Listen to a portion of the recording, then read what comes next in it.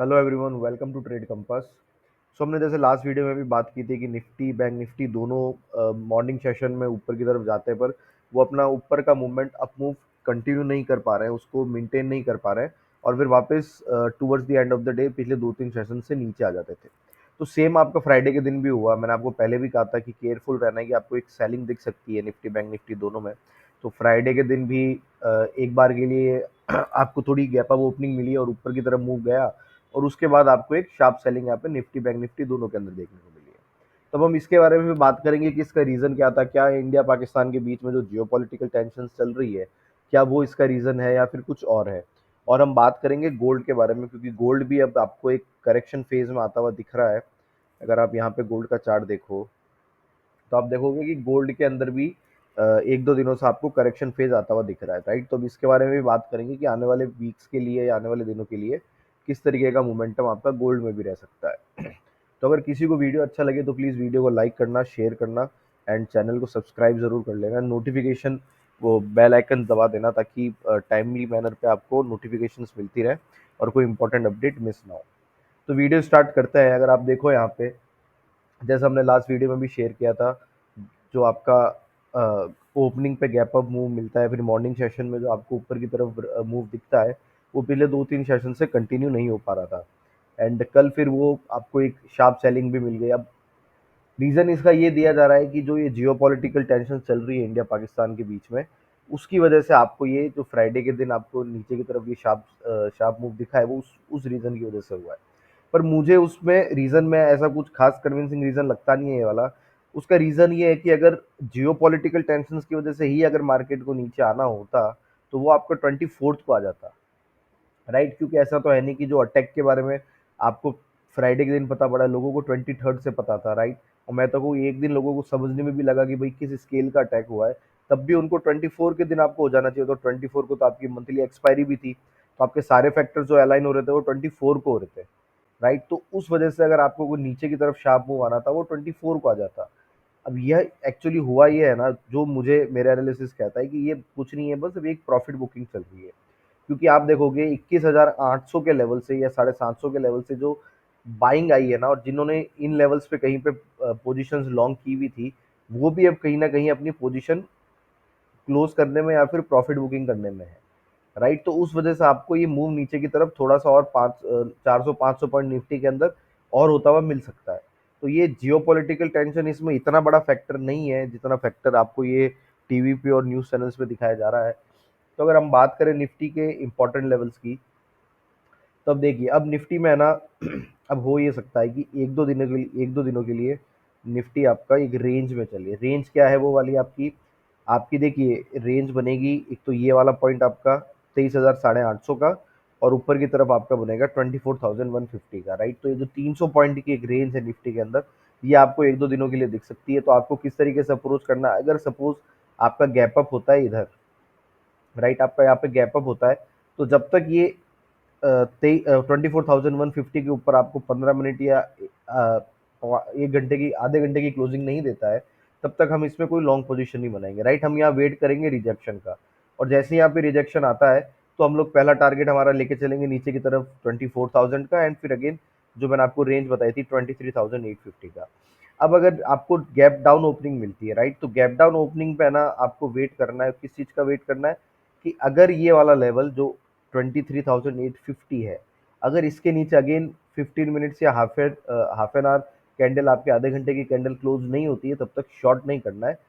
और मोमेंटम चाहिए आपको, राइट, क्योंकि रेंज ब्रेक करने के लिए और इंपॉर्टेंट लेवल जो होते हैं उसको ब्रेक करके मूव सस्टेन करने के लिए मोमेंटम की नीड होती है। तो अगर आपको ये मोमेंटम मिलता है नीचे की तरफ 23,850 में, तब आपको शॉर्ट करना है, नहीं तो उससे पहले शॉर्ट नहीं करना है। और हम लोग एक रेंज की तरफ देख सकते हैं, राइट। तो अगर यहाँ से सपोर्ट मिलता है, तो अगेन फिर आपको ऊपर की तरफ जो आज की क्लोजिंग थी उसी की तरफ 24,000 का आपको लेवल ऊपर की तरफ अगर यहाँ से सपोर्ट लेता है तो मिल सकता है, और फिर आपको 24,150 का लेवल मिल सकता है। तो कुल मिला के बात ये है कि एक रेंज में ट्रेडिंग आपकी एक दो दिनों के लिए यहाँ पे हो सकती है, राइट।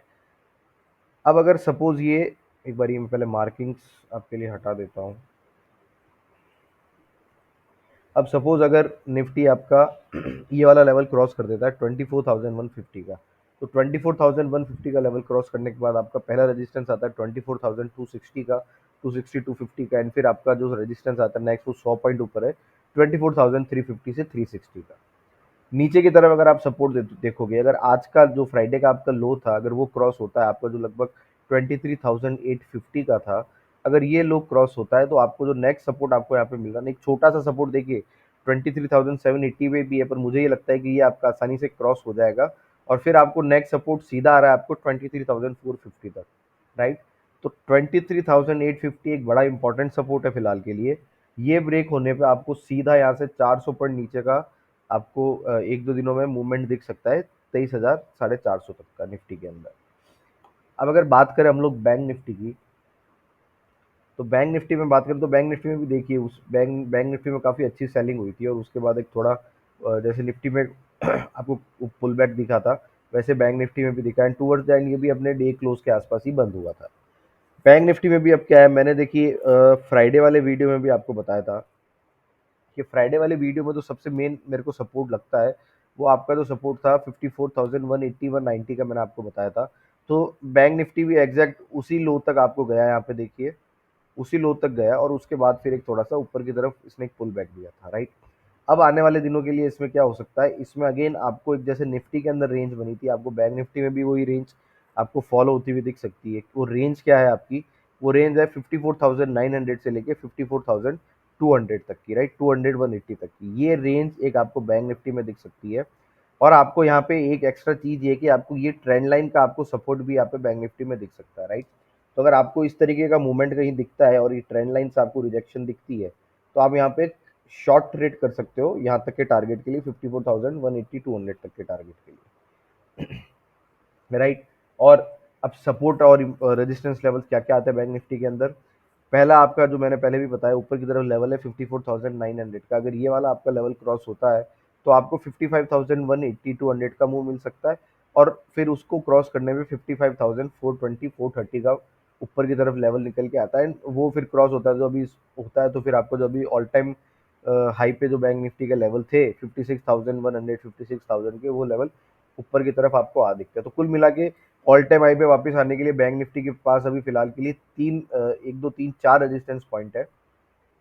और अगर सपोर्ट की बात करें देन अगेन जो मैंने कल भी आपको बताया 54,180 का सपोर्ट है, वो ब्रीच होता है आपका तो फिर आपको एक सपोर्ट मिलता है 53,900 का, और वो ब्रीच होने के बाद आपको काफ़ी नीचे एक अच्छा मूव नीचे की तरफ आपको करेक्शन फेज आपको बैंक निफ्टी में भी आधा दिख सकता है।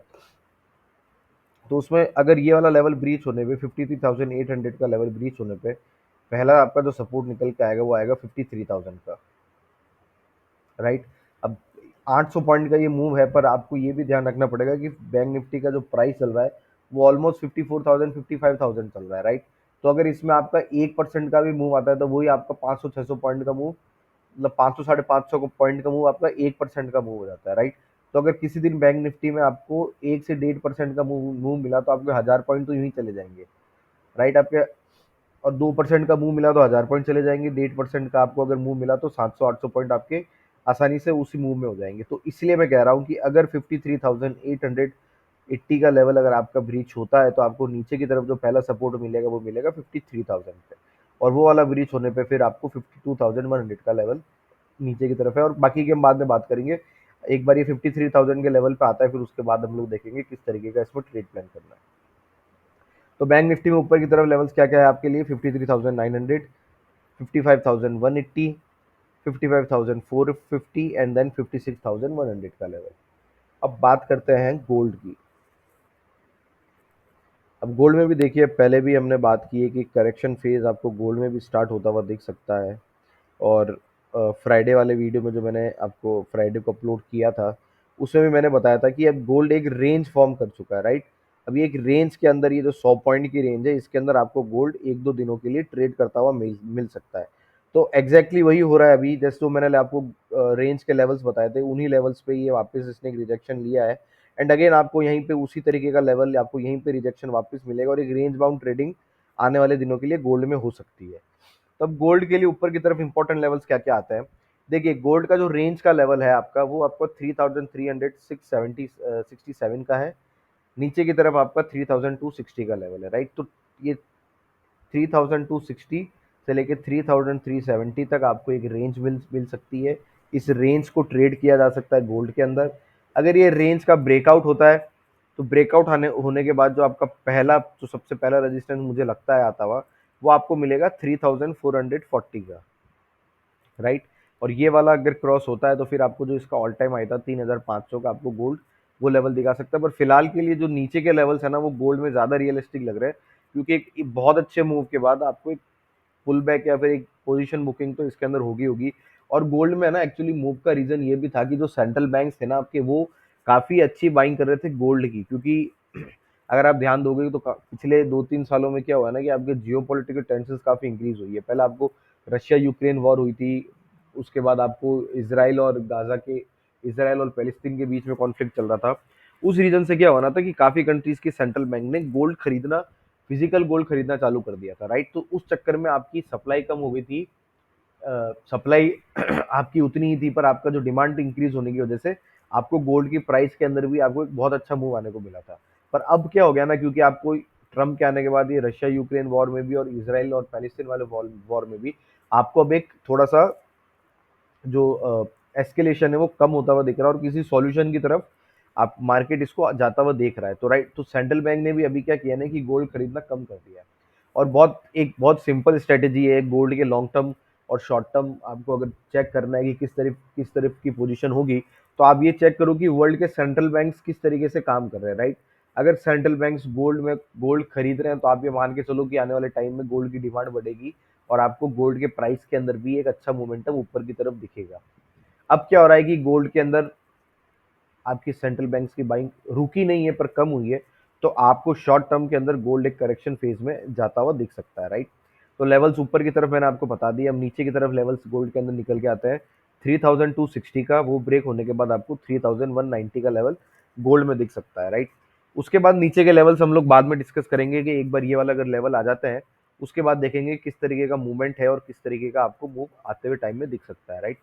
तो ये आज हमने बात की है निफ्टी की, Nifty bank Nifty and gold की।